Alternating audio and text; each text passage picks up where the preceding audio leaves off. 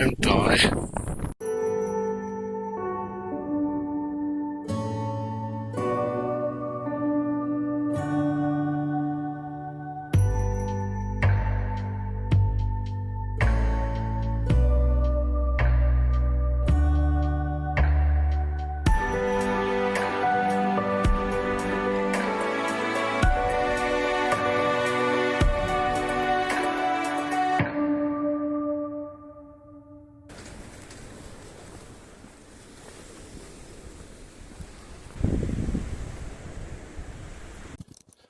Welcome to Eastbourne and Beachy Head.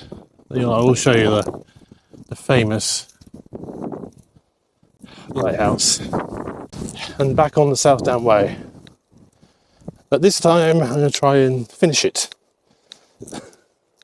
and see how far I get. Hopefully I'm planning to do all 100 miles. The South Downs Way is seen as an easy trail. And it's 100 miles from Eastbourne to Winchester.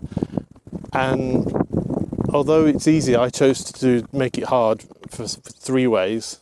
1, I'm doing this in January, because it's cold. 2, it's doing wild camping. And 3, I'm going to try and do it, although standing on this headland recording is delaying me, in under 7 days if possible. Because I'm going to skip through the section, the cooking to bottom section that took me 2 to 3 days. I'm just going to, march through that and not stick around. So I think it's usually 8 to 9 days, but I think if I, manage a unbroken stretch and just keep walking, no stopping, no artwork at that point. I was thinking of doing some artwork today. I don't know if I think I'll get there in time. I think it's more of a rush to get inland and find somewhere to camp. But it's a beautiful place here. So very windy. So Winchester, here I come, hopefully. I don't want to give in like I did last time. Last time I was like, ooh, high winds. I think this time the winds are going to be dropping. We've got a bit of gusting today, but the next couple of days it's dropping down to more manageable. Sort of 15-10 gusting. At the moment it's sort of 20 gusting. Which as long as I find somewhere sheltered is fine. I've done a lot of coastal walking, but I'm sort of revisiting places I've been before. And if I find them, I might put up some of the pictures that I took here all those years ago. I don't know if you can see that in the light. It's 2 o'clock and it's snowing. I had a very bad night. Yeah, it's freezing. Absolutely freezing. That's Cuckmere Haven. There's the South Downs Way sign. In snow or sleet, I don't know if it's sleet or snow. Personally, don't know the difference. But yeah, Alfriston, 4.5 miles. Birling Gap, which is where I came from, 2 miles. I came from Eastbourne on the coast, which is a mistake because it's so muddy. So muddy that I slipped several times. Oh, someone's left some. I don't need any cutlery. Yeah, someone's left a box of some cutlery. I've not been bothered though. Maybe because it's like this, it's cold and snowing or sleeting or whatever you want to call it. I've got these down trousers, cheap ones, because my other trousers got muddy as I slipped over twice. I just did the classic thing of going arse over tit. There's the remains of the sausages. There are the burns to it. I have to clean all this stuff up in the morning. Very much sort of batten the hatches, and I have to say the light to it, well, it's not dreadful, but it's not that comfortable to the thing on, and I'm not really sure if it's actually reflecting any warmth, because Whereas in my Thermarest, which is R4, I can, you know, at sort of 3 degrees, and I think this is much colder than that, obviously because of the snow. So I think it's possibly minus temperatures out there. I'm having to wear base layers, my jacket, down pants, socks, pretty much everything. No, not everything, but you know, because if you wear everything in your down bag, you affect the effectivity. Is that a word? You affect the ability for the warm air to cling to you. You don't want to put too much stuff on, but I had to. Because I tried the, you know, just one base layer and the down pants, freezing. And this bottoms out, and of course it gets quite cold when it bottoms out. It's not a good thing. I don't feel like it's 5.8 at all. I think one of the problems with the light tour was that I'm inflating it with my breath, which is warm, and then that shrinks. And it seems to be fine now. It seems to be keeping its air. So because I thought, oh, it's leaking. It kept feel like it was going down. And I think it was just the air was just shrinking and shrinking as it got colder and colder. It's hard to tell until I get the flex tail pump, but it does make a massive difference that I haven't got the picnic blanket, the aluminium picnic blanket. I was 50-50 about bringing it, but with all the other stuff I had to bring, I was like, but it would have protected the floor more from stones, and also it does make a difference just sitting on it, even underneath the tent. It seems to make a big difference of just having that little, very thin aluminium insulating layer. Currently having a midnight, 2 AM snack. I'm having some cabernosh. Some little, I think. This stuff's really nice.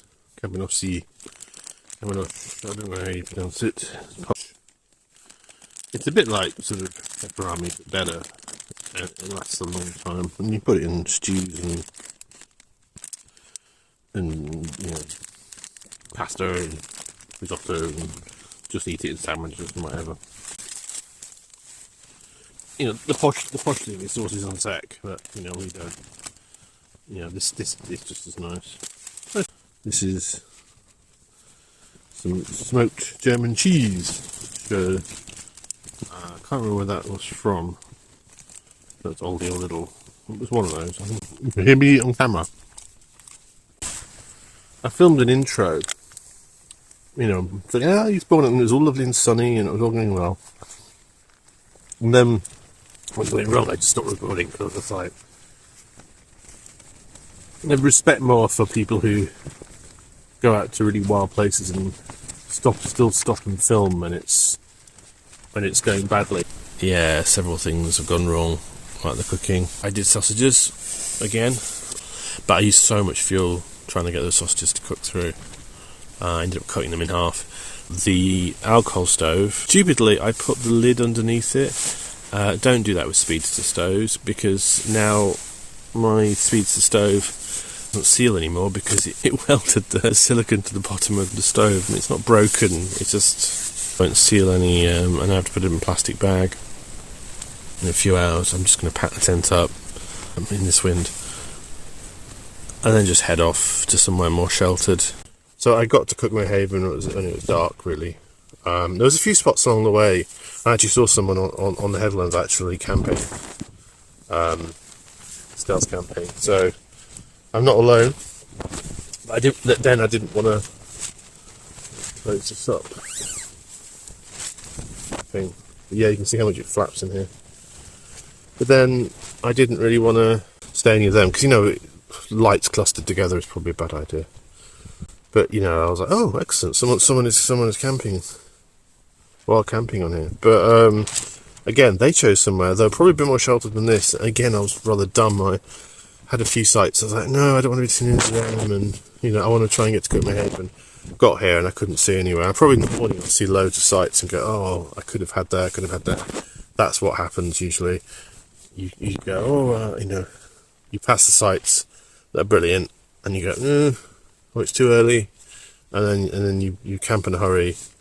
There's somewhere like there's not so great like this, like Rackham Hill, and then it's like in the morning you see millions of sites after. and think, oh, it'd been better there, it'd been better. Anyway. But yeah, it's been mostly the cold hasn't meant that I've not slept, and obviously the flapping. It's not like it's really, really bad, you know, like 40, 50, it's disgusting 20, but it's just I'm a bit exposed up here. You can see where the Osprey hit the deck. My nice new, not that I really care, but it's just like my nice new shiny Osprey is now all very, very muddy. Oh yeah, this is one mod I've done. So I just used the bungee cord I had, the clip one that I used to use for my old pack, because it's got these points for the 10 litre day bag you can add to it. But you know, this is a common mod to put bungee cord on there. I really wish there was actually a pocket, a mesh pocket you could add somehow. I'm sure someone might have a DIY'd one, but I'll happily buy a mesh pocket for that. So yeah, it's not a good start to the trip, and I'm tempted to abort the trip. I'm 50-50 at the moment because it's this mattress is not as warm and not as comfortable as I'd like. Although my legs are holding up okay, although I really did wreck them a bit, or sort of, you know, put a lot on them for the first day. It's not as bad as the Gressic Coast or whatever, so I was amazed at how much I could go up and down these little, what I call the uppy downies, little sort of endlessly undulations that you have on short coasts. I was amazed at how much I did sort of happily follow them, but the slippiness meant that going down them was a bit terrifying. Because after the second time, luckily no one saw me go, because there was quite a few tourists wandering around from Birling Gap, and it was in quick succession, and I was like, really? I did have my poles, and luckily I didn't snap them. FitLife poles are good, but they will just generally rather than snap, they'll just telescope. I don't want to tighten them too much, because, you know, carbon fibre doesn't do very well with compression, as we know from the Titan submarine. But yeah, it's just been a cold, exhausting walk, and a cold, exhausting night, and I'm this close to just saying going home. We'll see what tomorrow brings. Will Tim be blown off a cliff? Will a light tow mattress turn out to be okay?